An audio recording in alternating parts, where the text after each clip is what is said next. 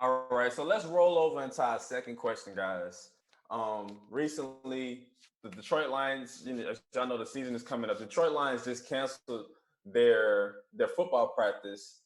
As y'all know, recently in the news, Jacob Blake was shot by a police officer 7 times unarmed, just trying to enter his vehicle after he was breaking up a fight between two women, as we understand in his apartment complex. His children witnessed this tragedy. If it wasn't for a bystander across the street, who knows if we ever would have seen what this situation truly was, because there's words that the officers weren't, they didn't have their body cameras on. So the Lions, they did something amazing today, man. They took the time to cancel their practice. They spoke to the community and just stood in solidarity with the community and the people of Detroit as they're going through this tragedy. Um, I want to open up the floor with you guys. What should we do here in America? Like, what needs to change in order to ensure that everyone's treated equally? To just stop the police brutality. Like, what do anybody have any suggestions on what's next? Like, what should we do? Anybody want to take the floor first? I mean, all right. I, Let I, me. I could go ahead. All right, go ahead. Do your thing. I could go ahead. I believe what's currently going on. We also saw Toronto Raptors thinking about not showing up to their next game and protest. I believe a lot can be done. Honestly, there has to be direct conversations with other people, conversation, understanding. As human beings, we need understanding. At the end of the day, we're all human beings, and eventually we can come to an understanding through different experiences. And I believe that's what needs to happen. And I think what these videos are showing that this happens every day. And if that's happening on video, then probably happened 3 other times not on video. And we're just seeing a new age of technology be able to see these type of things. And I believe we're seeing an uproar of athletes using the platform. From the start of guys like Kareem Abdul-Jabbar, Muhammad Ali, guys are starting to come back from that. We saw kind of a dull period in terms of players speaking up for what's right when we got into kind of the Michael Jordan era, when it was just, I'm an athlete, I'm going to be an athlete. That was a problem. We also saw a similar occurrence when Rodney King brutally shot, beaten, and killed. What was he? When Rodney King was beaten in LA, and the LA riots were going on, and the Bulls were in the finals actually with the LA Lakers at the time. And many people don't know this, but at that time, the Bulls were playing each other as Magic Johnson, Michael Jordan in the finals. And Craig Hodges came to both of them and was like, let's black out, let's not even play this game, and respect to Rodney King. But the two players both saw it not as important as needed at the NBA Finals, and showed how much their importance led in terms of their basketball careers versus a black man's life. And I believe we're starting to see that these NBA players, especially, are seeing that their NBA careers aren't as important as a life. And they're starting to see, and even the NFL a little bit with the NFL, with the Lions, are starting to see that their practices don't matter as much as a black man's life, because at the end of the day, when they take off their helmet, they're in the same situation. We see it every day. All of us are black men in this Zoom call. All of us go through those same tragedies every day of knowing when we're going in our car what we have to deal with, going outside into the world what we have to deal with. And I think there has to be discussion. There has to be realization. There has to be some in that too for the other race to understand the privileges they have and to combat that by being an ally to us and to be anti-racist. And that's something we have to do. And so with these sports teams doing something about it, it's putting this on notice, because at the end of the day, we have black lives performing for the white audience, and they're seeing it front hand. When we do stuff as a regular civilian, I don't have a big white audience seeing me. But the importance of these sports guys doing this is that all of America watches sports. The whole demographic watches sports. So we need every single one of these guys, and not just LeBron Jameses, not just the black players. We need the Tom Brady's. We need every type of guy speaking up so we can normalize what it is, and that's being an anti-racist. Not just sitting there and being together, but actually speaking up. Because if we all speak up, then we know who's really in the room. And I think some people don't understand who's actually in the room that is an anti-racist. And if you're not speaking up, then you're not an anti-racist. You're just not racist. And we need more than that. We need anti-racist. And so I think if everybody can speak up, not just players, not just people with platforms, but your buddies, your friends, your coworkers, if everybody can realize, oh, I'm really tripping right now, then things will change. But I don't think enough people really realize what's going on. Some people think slavery happened hundreds of years ago. No, it's still modern day slavery right now when I have relations with the police right now. And so I believe these players got to speak up. They have to go to drastic measures. There was talks of them not even going to the bubble this year. And I think just that talk meant something to me. Now I understand them now having the platform and got them to say things. They have the interviews and it's like, no, I'm gonna talk about these things that are going on. I think that has to happen more, but that should be more drastic changes. It's not Right. just putting Black Lives Matter on the court. And so Right. I think a lot has to be done, but progress is happening. And even though, and this another thing with this situation I want to show is while there has been a lot of progress with George Floyd, it is still going to happen, and there's still so much work that has to be done. One thing that I definitely want to touch on for people who don't necessarily understand why it's important or the reason that athletes especially and entertainers protest in the way that they do. If you didn't know, the majority of millionaire and generational wealthy African Americans in our lifetime and the lifetime before us have been athletes.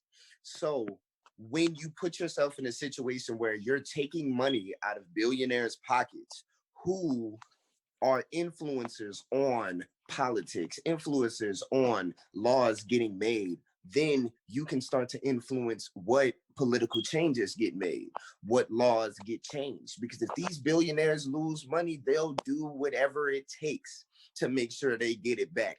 I want everybody to remember that Black Lives Matter was not cool 4 or 5 years ago. Black Lives Matter was a taboo 4 or 5 years ago.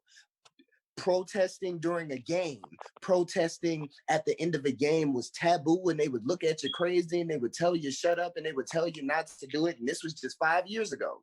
And these are from big businesses. They done finally made it cool, and they done finally made it something that's okay and socially acceptable to just protest out loud for Black people about these unarmed Black killings. And we have to use the voices that we have now, the ears that we have that we didn't have 5 years ago. The people that's listening to us that weren't listening to us 5 years ago, 10 years ago, 15 years ago, we have to make sure that we have our message clear.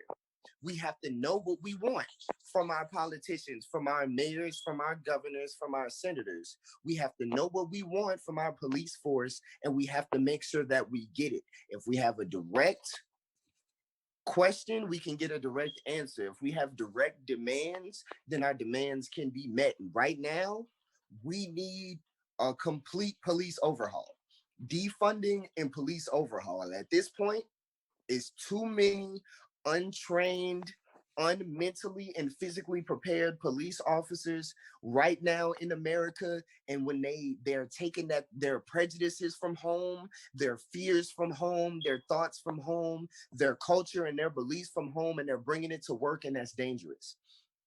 The training that I got in the United States military should equal, if not be doubled, for our police force that's protecting the people that's at home every day. I've served 4 years in the military, and I took many different classes, mental and physical evaluations, to make sure that I was 1000% prepared for the job that I was doing. It's obvious that our police force has issues mentally and physically and socially and culturally. If you are not a member of the culture if you're not a member of the culture, if you're not a part of that city's ecosystem, you should not be a police officer in that city, and that's facts. And there's way more we can do, defunding and funding different things, funding different school systems and funding different after school programs to make sure we can lower crime so we don't need as many police officers. There's plenty of things we can do. But right now, as an athlete, the fact that they're using their platform, they're using their message for something good, keeping the conversation going for those white ears and those ears in middle America and those ears in upper class America that don't get to see it.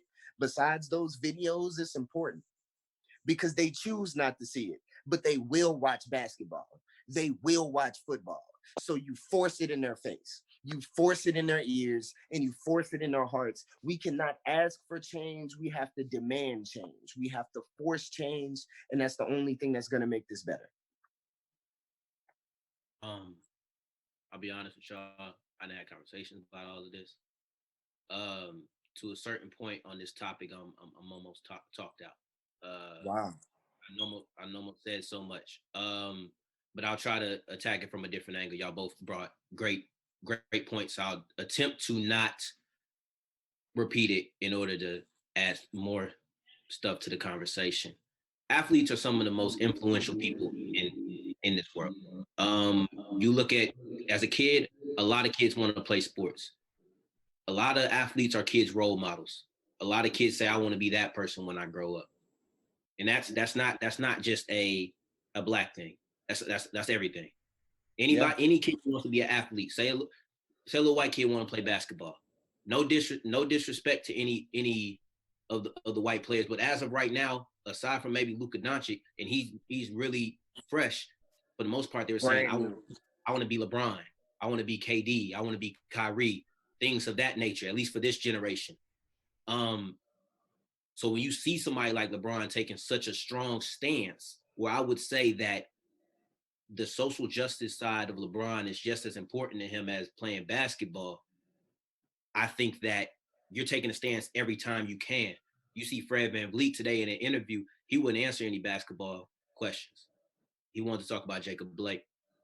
You talking about maybe skipping out on a basketball game, blacking it out, because this stuff takes power. I've always said that one reason that I love sports more than anything else is that it's like a great unifier. At least for the time between the tip off or the kickoff to the end of the game, everybody's in one place. We all here for one reason. The only division is maybe you're on that team or on this team. Yeah. That's it. For the most part, some people who just won't let it go, but for the most part, race is kind of, I don't want to say a race, but they care a little bit less about the race because they're being entertained. And that entertaining factor is what makes a lot of non-black people, and I want to try not to specify specifically, because sometimes when you do, people will say, that's not me. So if I just say, you know, the group of people that I'm referring to, and some of them who aren't there, because they're not all that way. Those will sit there and be like, that's not me. You talk. So I want you to be able to understand and hear me clearly. I don't want anything I've said to block your ears for the message that I'm trying to provide. I say this to say that some of those people who aren't black look at athletes as not being black either. And right now, what we're seeing players trying to show and exemplify that is not the case. I'm still an African American, whether that's male or female, because the WNBA took, in my opinion, the greatest stance. I keep forgetting. I think it's the Atlanta Dream. Correct me if I'm wrong, it's either the Atlanta Dream or the Washington Mystics, I believe, stood up to their owner. That's strong, to your owner. Yep. That's strong. Okay. So I don't want to exclude the women because they're taking, in my opinion, the greatest stance. You got people like Maya Moore sitting out a season for stuff for stuff she believes in. So with me, we're showing that athletes are not just athletes and devoid of race. That's not a thing. So once you start seeing these athletes as black people, maybe then you'll care a little bit. Maybe. There's some people who far left, far right, and there's people in the middle. I don't give a damn about the people all the way on the other side. I'll never convince them. We won't. And that's just unfortunately how it is. But there's some people who are on the fence. We need to grab all of those. Bring all of those people who are on the fence and make them realize this is a problem. You see, the Washington football team is now called the Washington football team because being disrespectful to somebody's heritage is not okay. FedEx, Nike, that we're done with that. You got systemic racism hitting people's bottom line. They don't care about who they alienate. They said, no, this isn't right, and it's not going to stand anymore. So I applaud the Raptors for thinking about we're not gonna play, because at the end of the day, you might, if you love the NBA and you want to ignore everything else, you ain't gonna ignore the fact that the Raptors and Celtics are not playing. I applaud the Detroit Lions for going out there. Michigan is right there by Wisconsin. Yep. I applaud them for saying we're going to talk about this because you're an athlete, you hold weight, you're one of the biggest figures in the community. And if you're good, if you're really good, people are going to look up to you, and it's almost as if your words hold significantly more weight. I agree with Jamar. I want to see some more players who don't look like us speaking up, because their word holds even more weight. Because the reason I can say these things to you guys and y'all right there, not just on this topic, but a multitude of things, is because you know where I'm coming from. I look like you hear me better, you relate to me. Yep. So maybe you need somebody who looks like you. Maybe not talking about an issue that is about people that you go through, but they look like you. And I'll end it off with this. And this is a huge problem that I think needs to be fixed. You ask, how do we fix it? And I do not have the answer because these things start from the roots. If it started from the ends, you could just chop them off, but it starts from the roots. Dan Orlovsky said that growing up, he wasn't around a lot of Black people. And it wasn't until he got to college and played college football that the stereotypes that he had were broken down. And that may seem like, damn, for real, Dan? But to me, I say, that's not the bigger problem. The bigger problem is how and why were you not around Black people, yet you had all of these negative preconceived notions of them, of people you said you barely met. And that is an issue. And I do not blame Dan because it's bigger than that. Right. And it's bigger than whatever this conversation we're about to have in this time we're allotted. But that's the problem, is that there's too many people who are not around people of color who have these preconceived notions. Group thinking is going to be the death of it. You cannot group people together. Let's not act like Black people are one. That's all I'm going to say.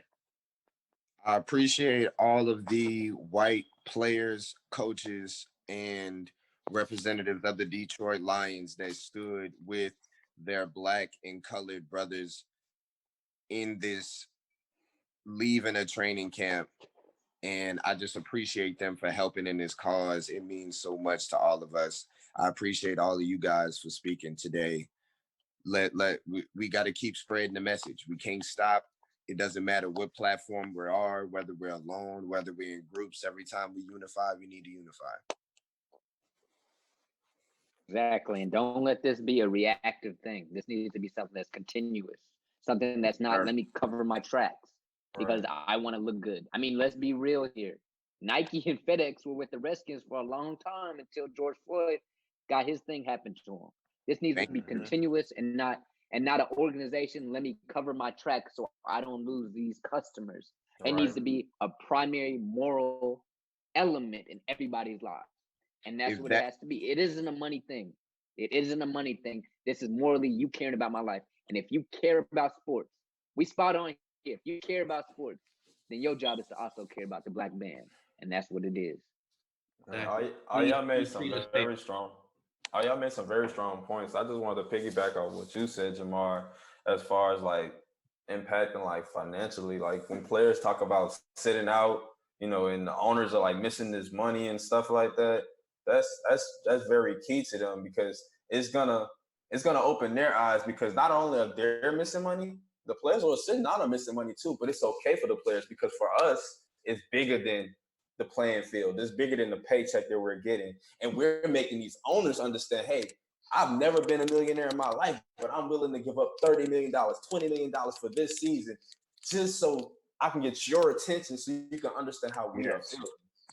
And that in its own, like what Darian said, the voice of the players, they have to use their voice.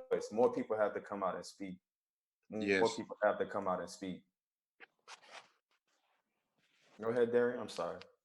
No, all I was saying, and you made a great point, is basically please remember that I am no less than you. If you're one of those people who do not care, my life means just as much. Yes, sir. Yes, sir. Yes, sir. Anybody had any final points they wanted to make? No, that's it, man. I appreciate you guys. I appreciate you guys too, man. And again, huge shout out to the Detroit Lions for doing something bigger than football, something much bigger than life, something much bigger than today, much bigger than tomorrow, next week, or even next year. It's something that people need to see. And we hope that a lot of other organizations, whether it's football, basketball, soccer, MLB, everybody take a stance. Just take a stance, even if for 1 day, 1 week, just so everybody can just put the righteousness to the forefront of life. That's all it is. Put the righteousness to the forefront of life. Everybody do what's right, you know, and just spread love and positivity. But I appreciate you guys for being here with us. This is a very, very touchy and special episode of S.O.S. Discussions. Everybody, we'll see y'all again next week. Y'all like, subscribe, comment, and God bless.